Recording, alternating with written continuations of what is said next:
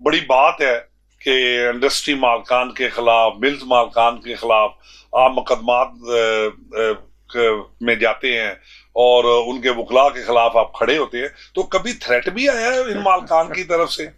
جی دیکھیں، جب آپ نے زندگی کو مشن بنا لیا نا، جب آپ کی زندگی ایک مشن بن جائے تو پھر یہ تھریٹ، یہ دھمکیاں، یہ ڈراوے، یہ پھر یہ بے اثر ہو جاتے ہیں نا۔ کاؤنٹ نہیں کرتے، مطلب یہ تو لالچ بھی آتے ہیں، لالچ بھی آتا پھر دھمکیاں بھی آتی ہیں، جی جی، آفرز پھر بھی جس آتی میں وہ سارا کچھ ہوتا ہے جی جی۔ آپ کے پاس۔